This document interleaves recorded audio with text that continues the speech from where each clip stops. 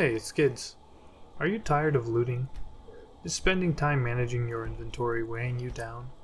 Literally? Then do I have a solution for you. Can you beat Skyrim with only items given to you? The rules are simple. The only items I can use are ones that are given to me. I can't pick up or buy anything. I can pick up quest items, however, but I'm not allowed to sell them or equip them. If you're returning from watching my other videos or are completely new to the channel and you enjoy the content, consider subscribing. It would mean a lot to me. Thank you. We start as anyone does, a poor, misunderstood furry who just wants to live out in the wilderness in peace. The general public frowns upon this, so we are led to the chopping block. This time, poor old Lokier will not be saving Skyrim. That task will be left up to our fuzzy protagonist. With the best name I could think of. Don't hate the player, hate the jokes, baby. Ralof frees us from our bindings, but we can't take anything, so we hide in the corner while Ralof gets a 1v2 clutch battle royale finish. I grab the key since it's a quest item and sprint past most of these guards. Now you might be wondering why I picked Khajiit, or maybe you already know. Our pod pal gets a 15-point damage buff to unarmed attacks, which for the early game will be our saving grace. We scratch a bear on the butt and make our way out, leaving Ralof somewhere back there. I'm not sure, he never showed up. Oh well. We grabbed the Thief Stone because I thought sneak might help us. It didn't end up helping us. I make my way to Whiterun. Adrian gives you each item you need to craft a weapon and a helmet, so I thought this would be a good way to start. But after doing it, I decided that although she gives us the materials, it was still something that I crafted, so I opted not to use these items. Found Skyrim's Alex Jones, talked with him a bit, and headed over to Balgruuf. He told me to wait, which I barely managed to do. He did do us a huge solid by giving us a useful piece of armor, which will help us a lot through this playthrough. Stopped by the not-so-secret Fire's office, and headed out to grab somebody's stones. The thief tried to rob us, so we helped him pull a few of his own teeth out. I made my way up and realized that stealth wasn't as useful as just punching these guys a lot, so I ran through this area, sharpening my claws on any faces I could find. Not sure how many people have run Khajiit barehanded before, but it's incredibly strong early game.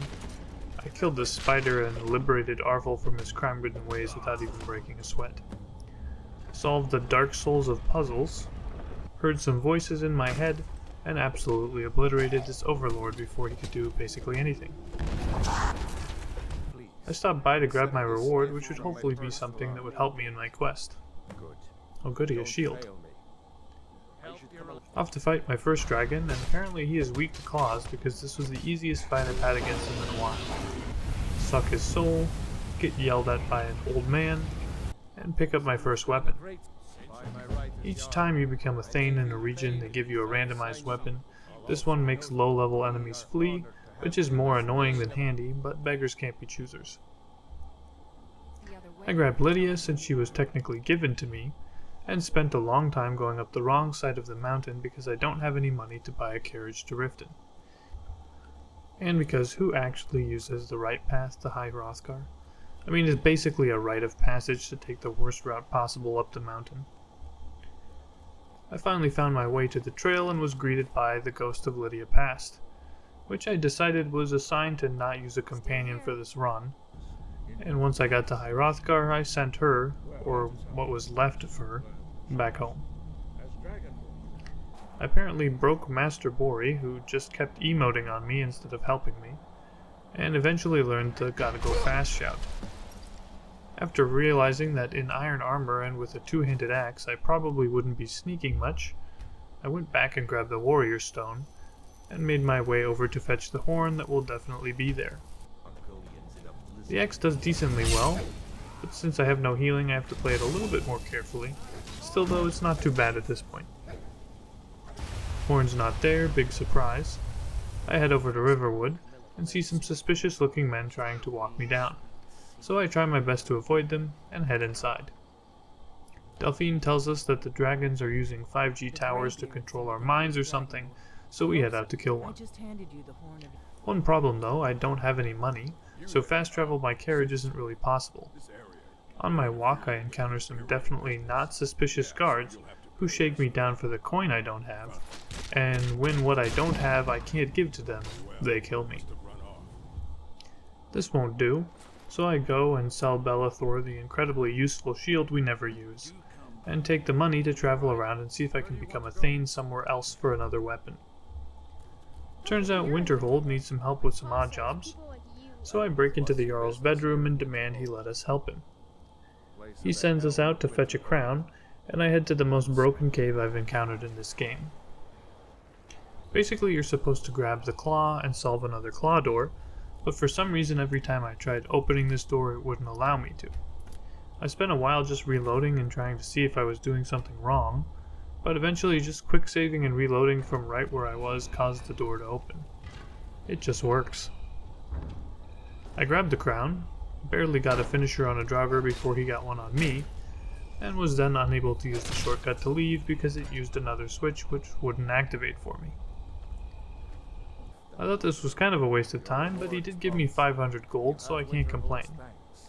The cultists caught me in the middle of dialogue and I couldn't escape, so I killed them and went around town seeing who needed help.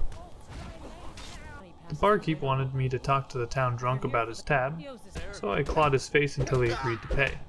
The Jarl's sidekick wanted a magic stick, so we stole that for him right in front of the guy who owns it. Turns out the bartender is concerned about the town drunk because his love left him suddenly, so we agree to track her down and head to Riften. Vex tells us she isn't here anymore, but went to find her fortune in some cold dungeon, which doesn't get marked on your map. I honestly have no idea how you're supposed to find this normally, but I will admit I looked it up instead of scouring all of Skyrim for it. Eventually we got there, and found her dead about 10 feet inside. She didn't make it very far. We kill a novice necromancer's novice necromancer, and then kill a novice necromancer, who then gets summoned as a novice necromancer's novice necromancer. And you can guess what happens from there. The Jarl's sidekick gets my hopes up by saying he has a gift for us. Thanks, I guess. I give the letter to the town drunk who tells us to leave him alone. I thought this would be our third good deed and make us Thane, but it didn't.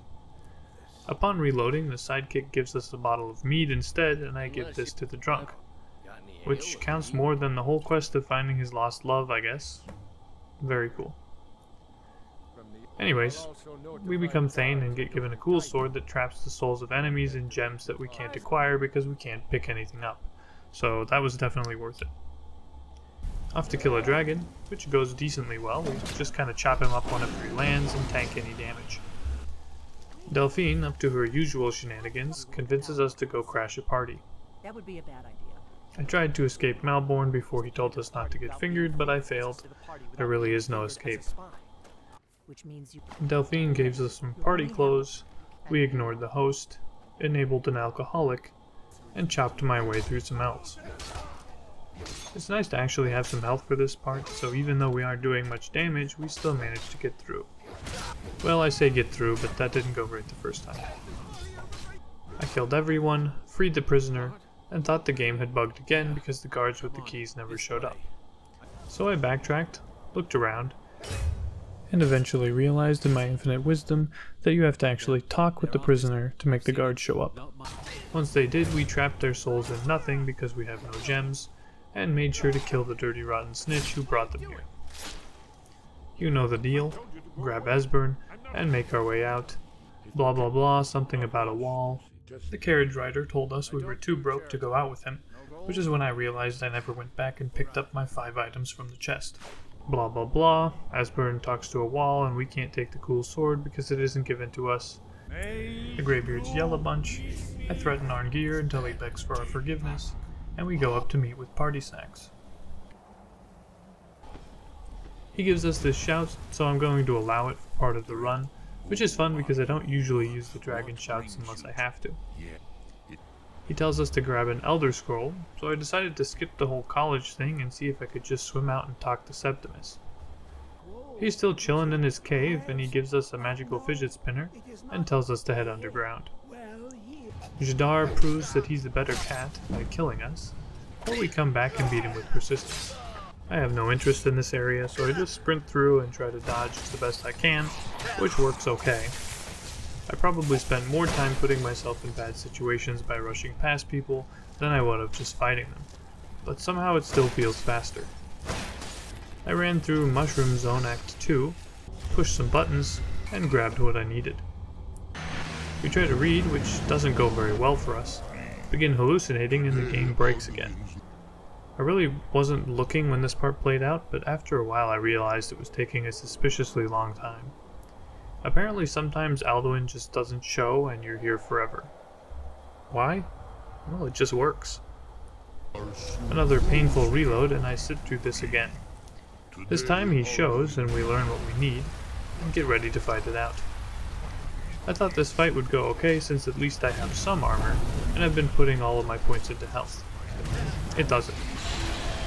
I basically do no damage and I can't heal, and if I hide I just get sniped by meteors until I die, so I wasn't making any real progress.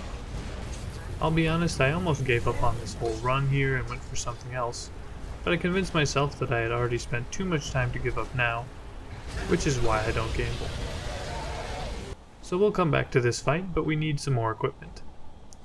I tried making my way to a cave that would grant us another weapon, but this dragon kept showing up and killing me every time I made a run for it. I spent about 30 minutes trying to find a way past him, got really frustrated, and just ended up hiding in a nearby cave and waiting until he left. We finally got to the cave I was looking for, and freed a funny lady who gave us a nickname. Such a kind nibber you are. We helped kill her sister who locked her up, and she gave us a cool fire staff as a reward. How nice. After wishing her all the best and definitely not eating the meal she offered us, we head out to grab something else that I thought might help. Yes, it is time for a new hand to touch the beacon. I can't believe I'm saying this, but it's the first time I've ever sought this out intentionally. Strangely enough, when I got to the shrine, nothing happened. I did a little research, and apparently this quest doesn't happen until you're level 12. I'm only level 9 at this point, so no hand touching the beacon for now. I decided it would be fun to join the companions. They give you a few items that could help us, and will probably help us in getting to level 12. We do some errands for them, they give us a bed, I beat up Nazim's wife while he watches, and we get our first real companion mission. Farkas ends up showing us that he's a secret furry and murders a bunch of guys. We get killed in the most comfortable position possible, and we grab the fragment of the weapon we came for. Farkas says the most romantic thing I've ever heard. I would stand at his back, that the world might never overtake us. And we become a real companion. We do some odd jobs for the levels in gold, mostly just running through areas and killing everything until Skjor invites us to their secret furry council. I'll show you what I know. They drink a little blood as a treat, and I wait an hour to make it all go away. We go with Ayla to free Skjor, who got captured, an area you're probably supposed to use your beast blood for, and although it was technically given to me, I don't feel it goes with the theme of this run at all. So we use our enemies to enhance our two-handed skills and avenge Skjor, who got killed by Krev the Skinner. Gee, I wonder why they call him. I realized that I forgot to grab my membership sword, so I went up to Yorland and had him craft me a nice one.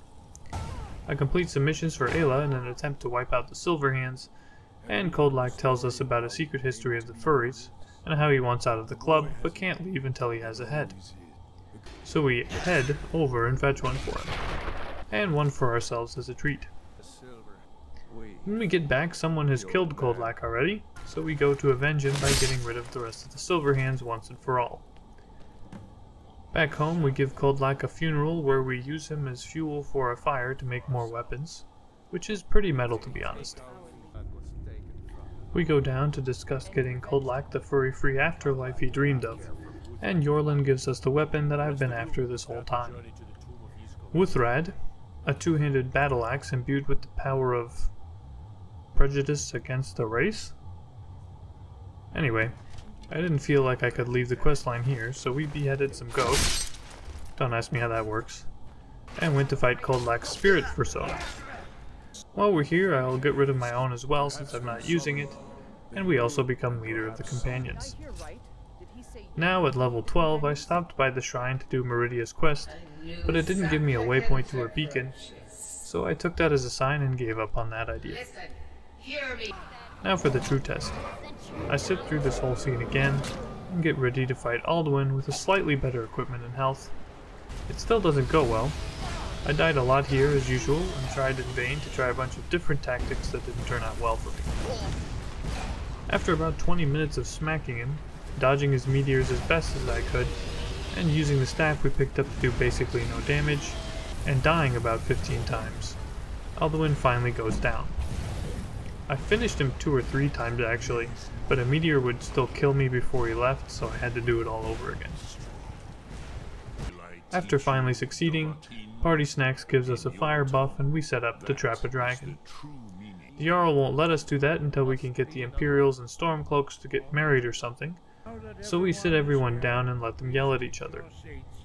First order of business, as always, is to make sure the elf can't stay, obviously. After she leaves, I unfairly give everything to Ulfric and make General Tullius rage quit the conversation. We begin snagging the dragon and make our way to Skuldafn. Nothing much to see here, I just sprint through, avoiding everything I can. Once inside, I make some dead guys even more dead, and solve some things that you could loosely describe as puzzles. We run past everyone outside and into Sovngarde. While I was walking through, I came across Kodlak just hanging out in the mist, who had become a total ungrateful pansy, so we just kinda left him in the mist to pout. I had probably the easiest experience against Arnold that I've ever had, and made my way inside. We admired Ysgramor's fine weapon, which looked really familiar. Went over and talked to 3 people at once. It went about as well as expected. Accidentally met Jurgen Windcaller for the first time ever. I had no idea he was here. And made my way out to fight Alduin for the last time.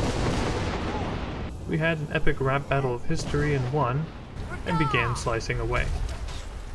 Fighting him with a decent weapon and some health is so foreign to me I was surprised at how easy this fight was, and after a short minute Alduin was slain, proving that you can beat Skyrim with only items given to you as gifts. If you enjoyed this, consider subscribing, and let me know in the comments if you have any other ideas for runs. Thanks, and I'll see you in the next video.